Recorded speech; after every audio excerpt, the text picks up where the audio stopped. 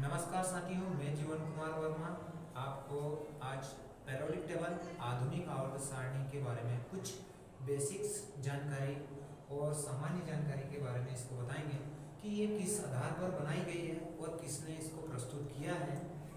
इस periodic table के बारे में अगर देखा जाए इसके इतिहास, तो इस पेरियोडिक टेबल्स के पहले भी एक पेरियोडिक टेबल्स मेंडेलीव ने प्रस्तुत की थी, लेकिन उस पेरियोडिक टेबल्स में कुछ कमियां रह गई थी। उन कमियों को दूर किया है हमारे मोजले ने। जो मेंडेलीव ने पेरियोडिक टेबल्स बनाई थी वो परमाणु भार के एटॉमिक मास के ऊपर आधारित थी। जो पेरियोडिक टेबल्स हमारी वर्तमान में प्रस्तुत की है, मोजले ने की हुई है, इसने जो आधार बनाया है इन पेरियोडिक टेबल्स का वो लिया है परमाणु संख्या यानी एटॉमिक नंबर्स। इस पेरियोडिक टेबल्स को 4 भागों में डिवाइड किया गया है, यानी 4 ब्लॉक्स बनाए गए हैं, एस, पी, डी और एफ। अगर देखा जाए तो इस प्रकार से इसमें जो आवर्तों की संख्या है वो 7 है और समूहों की जो संख्या है इसमें 18 समूह हैं। 4 ब्लॉक्स हैं, एस, पी और डी। अगर हम पहले आवर्त यानी पहले समूह की बात अगर की जाए तो इसमें पहला जो समूह है इन्हें कहा जाता है क्षारीय धातु, और सेकंड जो समूह रहेगा उसे कहा जाएगा क्षारीय मृदा धातु। इसी के बाद में हमारा जो आता है समूह 13 से लगाकर 18 तक, ये आते हैं हमारे पी ब्लॉक के एलिमेंट्स, पी ब्लॉक के तत्व आते हैं। इन्हें डिवाइड किया गया है, इसमें से ये कुछ धातुएं हैं और कुछ अधातुएं हैं, और बीच में जो हमें दिखाई दे रहे हैं ये उपधातु हैं। इसी के बाद में हमारा आता है डी ब्लॉक के elements, transition elements D block. इनका जो इलेक्ट्रॉनिक विन्यास होता है n-1 d1 से लगाकर 10 तक, ns 1 से लगाकर 2 तक। ये जो डी ब्लॉक है इन्हें संक्रमण तत्व और ये है समूह 3 से लगाकर 12 तक इनको रखा गया है। इसी के बाद में आता है इन्हीं के अंदर कुछ एलिमेंट्स होते हैं जिन्हें अंत संक्रमण तत्व कहा जाता है। अंत संक्रमण तत्व इनर ट्रांजिशन एलिमेंट्स ए ब्लॉक, इनका जो इलेक्ट्रॉनिक विन्यास अगर किया जाता है तो n-2 f1 से लगाकर 14 और n-1 यानी d से 0 से लगाकर 1 और ns 2 इसका ऑर्बिटल्स होगा इलेक्ट्रॉनिक विन्यास में। इन्हें फिर पुनः 2 भागों में डिवाइड किया गया है, लेंथेनाइट्स और एक्टेनाइट्स। एटॉमिक नंबर 58 से लगाकर 71 तक जो 14 एलिमेंट्स हैं उन्हें कहा जाता है लेंथेनाइट्स, और एक्टेनाइट्स 90 से लगाकर 103 जो एलिमेंट्स हैं यानी 14 एलिमेंट्स हैं उन्हें रखा गया है एक्टेनाइट्स में। देखिए ये जो आवर्त सारणी प्रस्तुत की गई है, इस आवर्त सारणी को मोजले ने बहुत ही व्यवस्थित तरीके और बहुत ही क्रम से बनाया है। इसमें अगर बात किया जाए तो मेटल्स यानी धातुओं को एक तरफ किया गया है और अधातुओं को एक और किया गया है। इसमें जो नोबल्स गैसें हैं उन नोबल्स गैसों को भी एक समूह में रखा गया है। इधर जो हमारी जितने भी धातुएं आती हैं, जितने भी एलिमेंट्स हैं, तो इन्हें सभी मेटल्स धातु हैं। उधर वाले हमारे अधातु हैं, और बीच में हमारी जो boron, silicon, germanium, arsenic, antimony, tellurium, ओलेनियम, ये एलिमेंट्स उपधातु हैं। इनमें धातु और अधातु दोनों के ही गुण पाए जाते हैं।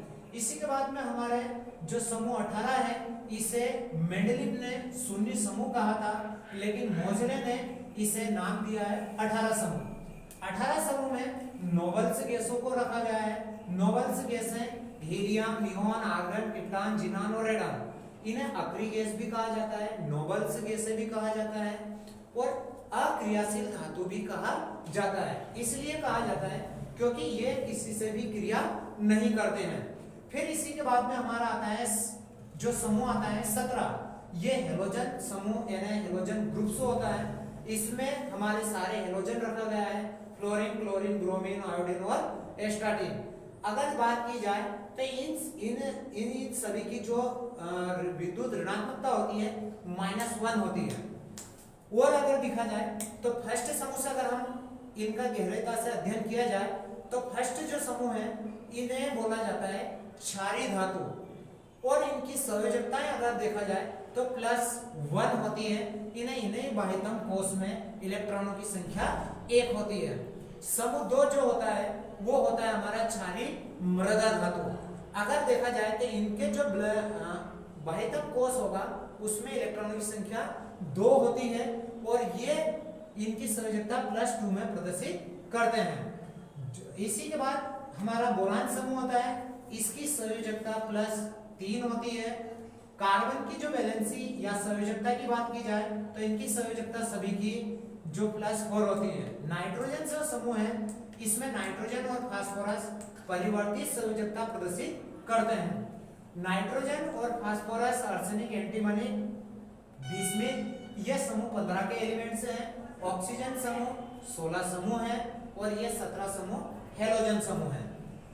संक्रमण तत्व यानी संक्रमण द्विब्लॉक के जो एलिमेंट्स रहेंगे उन्हें ही संक्रमण तत्व कहा जाएगा। इन्हें नॉर्मल यानी सामान्य तत्व कहा जाता है।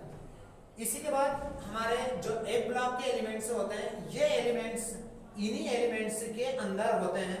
तो इन्हें अध्ययन की दृष्टि से रखते हुए मोज़ेले ने अलग आवर्त सारणी से रख दिया है ताकि अध्ययन करने में इन्हें कोई परेशानी न हो।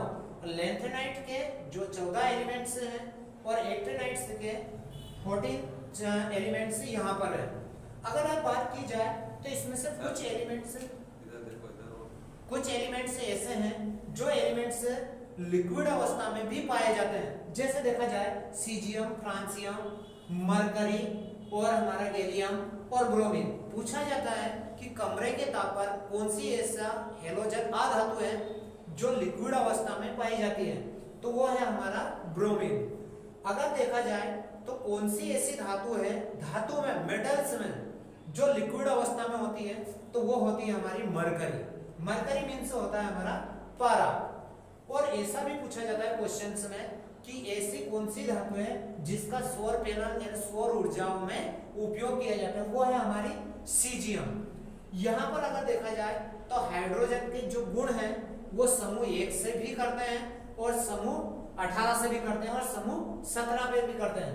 परंतु इसका फर्स्ट नंबर पर रखने का रीजन ये है कि ये इसका एटॉमिक नंबर 1 है यानी परमाणु क्रमांक 1 है।